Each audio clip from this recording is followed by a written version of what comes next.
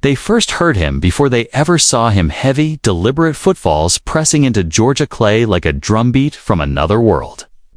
A boy's shadow swallowing the late afternoon sun, and with it, the fragile lie that some lives were meant. To be small, in the summer of 1869, the American South still breathed like a wounded animal. The war was over, but its smoke lingered in the soil. In the burned timbers of plantations, in the throats of men who woke screaming at night. Fields once ruled by whips lay quiet now, not healed, but stunned, as if waiting to be struck again. Freedmen moved cautiously through this landscape of promises spoken softly and broken loudly. And it was into this trembling, uncertain land that Jabari walked barefoot, towering, and impossibly young. No one could agree on where he came from. Some said the coast of West Africa, others the interior names half remembered. Rivers mispronounced, villages swallowed by rumor. What was certain was that he arrived not as a man, but as a boy no more than 15 summers by some reckonings, yet already standing taller than any grown farmer in 3 counties. His shoulders were broad like old oak beams, his hands scarred and steady, looked carved for tools that no longer existed. His eyes, dark and patient, held something older than fear. They called him a giant, though giants were supposed to be monsters or myths. Jabari was neither. He spoke little English then, only fragments learned on the voyage that tore him from his world. Words like water, work, night, and no. Especially no. He had been taken after the war. Not before a tan, uncomfortable truth the locals preferred not to examine too closely.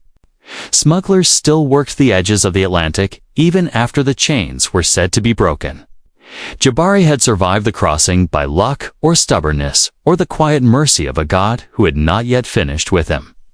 When the ship reached the Gulf, he was already changed, his body hardened by hunger, his childhood folded away like a letter never to be sent. He escaped near Savannah, slipping into marshland thick with insects and moonlight. For days he walked north, guided by stars that did not recognize him. Living on roots and rainwater, moving at night, sleeping curled like a wounded animal by day. When he reached inland farms, he did not beg. He worked at first, farmers thought. Him a trick of exhaustion, then a threat, then a miracle they did not know how to name. Jabari could lift what took 3 men to move. He plowed fields from dawn to dusk without resting. He broke horses that had thrown their masters.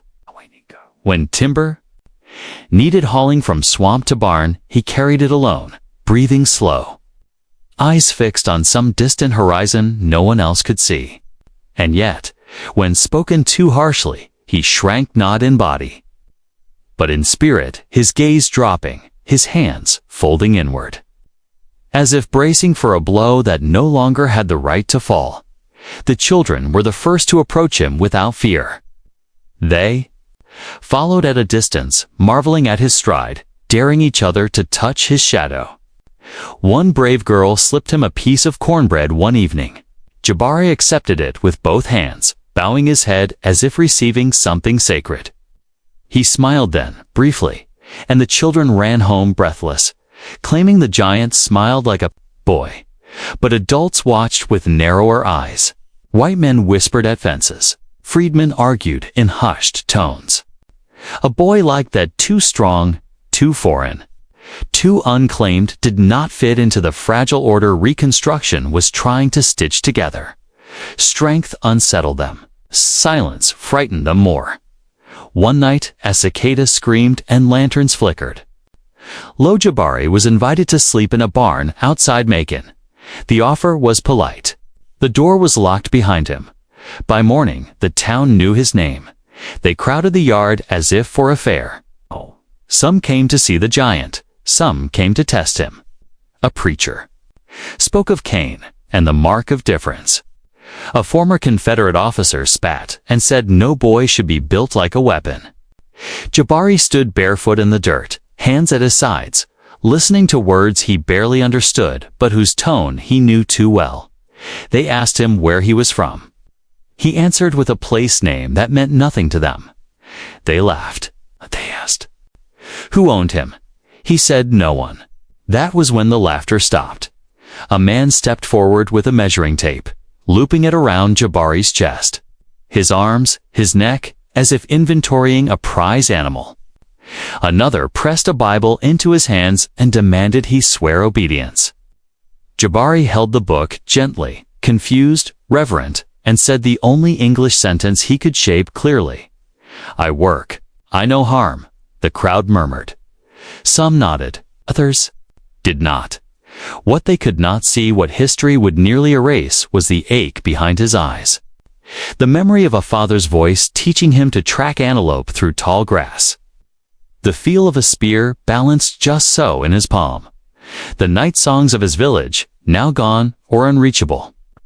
Jabari was not made for spectacle. He was made for the hunt, for patience, for silence that listened back by afternoon. Word had spread beyond Macon. Newspapers sent men with notebooks and skepticism. One headline would later call him the African Colossus. Another asked if he was even fully human. Jabari did not know what a headline was. He only knew the stares were growing sharper, the questions colder. That evening, as the sun bled into the fields and shadows lengthened like fingers, Jabari was led toward a wagon. They told him it was for work farther north, better pay, a chance to be seen. He hesitated not from fear, but from instinct. The air felt wrong, too still. The cicadas had gone quiet. For the first time since he left the marshes, Jabari did not move forward. He looked back at the land he had crossed, at the dust clinging to his ankles, at the sky that had guided him this far. His chest rose and fell, slow and heavy, as if something inside him already understood what the men around him did not yet dare to say aloud. The wagon creaked. A hand closed around his wrist, and somewhere, just beyond the tree line, a storm began to gather its breath. The storm did not announce itself with thunder. It came first as a pressure in the air, a tightening behind the eyes. The kind of warning Jabari had learned to trust long before ships and chains and foreign shores. The men mistook his stillness for obedience. They tightened their grip. The wagon lurched forward, wheels biting into ruts hardened by summer heat. Jabari was made to sit, knees drawn awkwardly, his height folding him into something almost childlike. Canvas flapped above him. The smell of old hay and iron nails mixed with sweat and tobacco. As the town receded, voices faded, replaced by the steady groan of wood and the low murmur of men discussing him as if he were cargo that could hear but not understand. North, they said. Exhibitions, fairs, universities even. Words floated past. Him like leaves on dark water. He caught fragments strongest ever seen, proof of Africa's savagery, miracle of nature. Not once did they say his name. The road wound through pine and red clay, past fields where freedmen bent their backs under watchful eyes that had learned to smile without softening. Some looked up as the wagon passed. Some recognized him. A few raised a hand in quiet farewell. Jabari lowered his head, shame and gratitude nodding together in his chest. He had wanted only to work, to be left alone with the earth and the rhythm of effort. Instead, he was being carried toward something that felt like a cage without bars. By nightfall, the storm finally broke. Rain hammered the canvas roof, drumming memories into him monsoon rains back home. The smell of wet grass, his mother's laugh as water ran down the clay walls of their hut. He closed his eyes, and for a moment, the road disappeared. They stopped near an abandoned outpost, little more than a shack leaning into the trees. Lantern light flickered against the rain. The men pulled him down from the wagon, less roughly now, as if wary of what his body could do if startled. Jabari followed without resistance. He had learned that survival sometimes meant stillness. Inside, the shack smelled of rot and old smoke. A chain lay coiled in the corner, unused but not forgotten. Jabari's breath caught when he saw it. Dee's hands trembled once, then steadied. He sat where they told him, folding his long limbs carefully, eyes fixed on the dirt floor. The men drank. They argued. One said they should bind him before morning. Another said he was calm as a mule. No need. A third worried aloud about the papers, whether it was legal, whether anyone would ask questions. That word again, legal. Jabari did not know its meaning, but he knew it had replaced right. As the rain eased, one of the men stepped outside to relieve himself. He did not return. There was a sound then, not loud, but wrong. A scuffle, a sharp intake of breath cut short. The men inside froze. Jabari lifted his head. Another sound followed. Closer now. Footsteps in mud. Someone whispered. A curse. The door burst open. The man stumbled in, face pale, eyes wide. "He's gone," he gasped. Dragged by who, I don't know, before the sentence could finish. Something struck the side of the shack with a force that rattled the walls. Jabari stood in one smooth motion, towering, instinct surging through him like fire through dry grass. This was not a mob. This was not a crowd.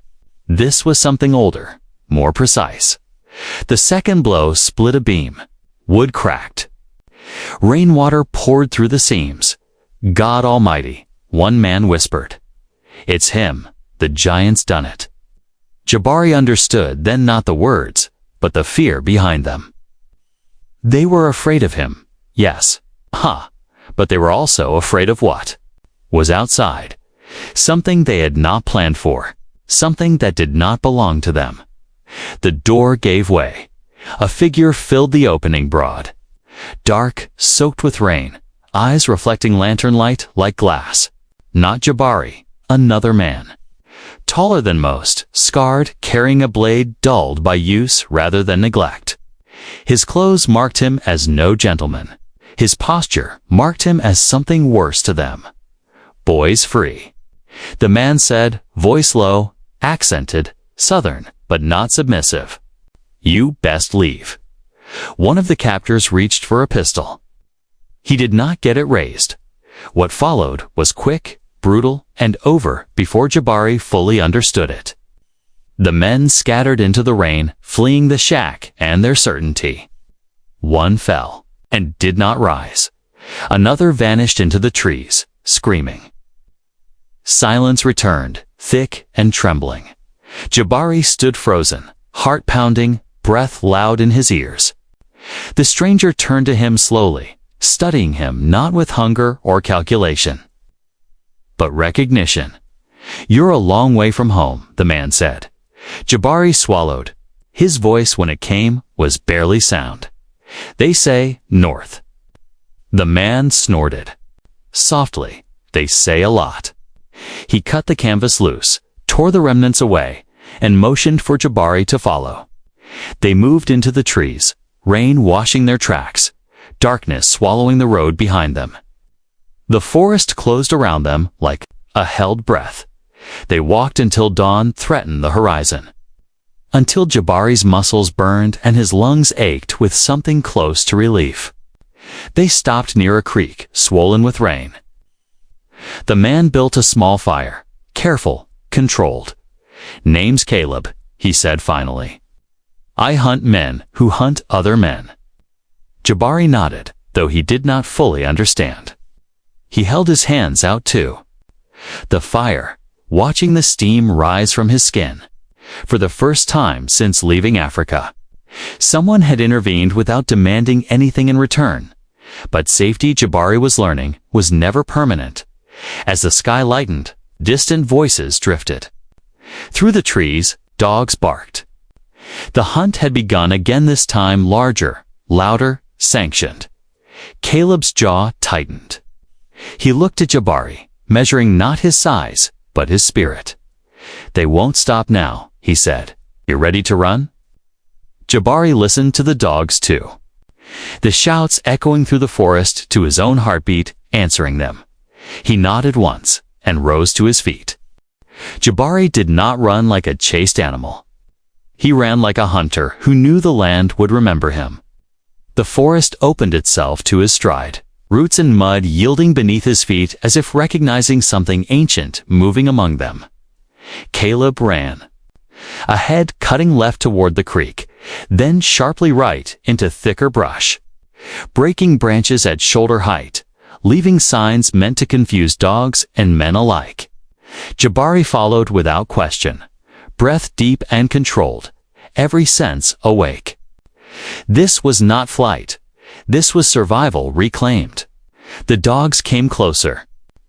Their baying was frantic now, hungry with promise. Jabari could smell them wet fur, spit, iron collars. He could also smell fear on the wind, not his own, but theirs. They had never hunted something like him before. Caleb signaled suddenly. Dropping low, Jabari mirrored him instinctively. They crouched in a shallow ravine where water still trickled from the night's rain. Caleb dragged his hands through the mud, smearing it across Jabari's calves, his arms, his chest. Jabari did not flinch. He understood. Hide the heat. Hide the scent. Become earth. They waited. Dogs thundered past, close enough that Jabari could see the whites of their eyes through the brush. Men followed farmers, deputies, volunteers, swollen. With purpose and permission. One voice barked orders. Another laughed. A rifle cracked somewhere distant, not aimed, just reminding the forest who claimed power. When the sound faded, Caleb exhaled slowly. You learn fast, he said. Jabari looked at his hands, caked with red clay. I remember, he replied. It was the truest English sentence he had ever spoken. They moved again, deeper, toward. Land no map bothered to name. For 2 days, they traveled like ghosts, sleeping in short shifts, eating berries and whatever Caleb trapped. Jabari carried him once when his ankle twisted, lifting him as easily as a child, but setting him down with reverence, embarrassed by the reminder of his own strength.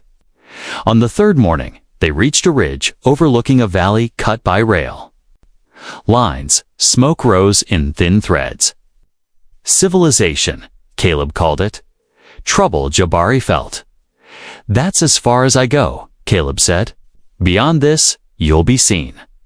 Jabari nodded. He did not want goodbyes. In his world, partings were wounds. Caleb hesitated, then reached into his pack and pulled out a folded paper, creased and guarded. A man in Tennessee, he said. Teaches, writes, owes me. He pressed the paper into Jabari's hand. Show him this. Atez studied. The ink like it might bite. Why help me? He asked. Caleb looked away, jaw tight. Because this country doesn't know what to do with giants who won't kneel. They parted without touching. Jabari watched Caleb disappear into the trees. A debt the world would never record. The valley tested him. He walked only at dawn and dusk, working when he could, hiding when he must. In Tennessee, the man with the paper did not stare at Jabari's size first, but his scars. He gave him a place in a schoolyard, then a church. Then a printed pamphlet that spoke of anthropology and progress and the dignity of study. Jabari learned to stand still while men measured him again, but this time with calipers instead of chains, questions instead of threats. He became a subject, a curiosity, a proof. They wrote about him in northern papers, his height exaggerated, his past softened, his danger erased. He was called a marvel, an example, a bridge between worlds. None asked him what he had lost to stand there. At night, alone in a narrow room, Jabari pressed his ear to the floor and listened to the building settle. He dreamed of tall grass whispering his name. He dreamed of the hunt, not the chase of men, but antelope breaking at the tree line. The clean focus of purpose. He woke with tears. He did not understand how to stop. Years passed like this, measured, studied, safe in ways that still felt like confinement. His body finished growing, though his spirit seemed always mid-stride. 1 foot forward, never arriving. When asked where he was from, he began to say, Africa, and let the rest remain unspoken. Names had power. He had learned to guard them. In 1874, his measurements were printed one last time. The interest waned. New curiosities emerged. Jabari was thanked, paid modestly, and gently dismissed. The world, it seemed, had taken what it wanted. He walked south again, slower now, joints aching, strength still immense, but tempered by time. In Georgia, he found fields that remembered his hands. Some men recognized him. Most did not. The land had changed, so had he. One evening, near a stand of pines, Jabari stopped. The cicadas sang. The air pressed close. He knelt and touched the ground with both palms, breathing in dust and memory. For the first time since the ship, since the marshes, since the wagon, he allowed himself to rest. History would not keep him well. No monument would rise to mark where he stood. His name would be misspelled, then forgotten. But somewhere between the rail lines and the red clay, between fear and freedom, Jabari lived as fully as the world allowed. And if you listen closely past the noise, past the headlines, you can still hear his footsteps, heavy and deliberate, reminding the earth that some stories survive not because they are written, but because they are remembered. If this memory stirred something in you, hold it gently. That is how the forgotten stay alive.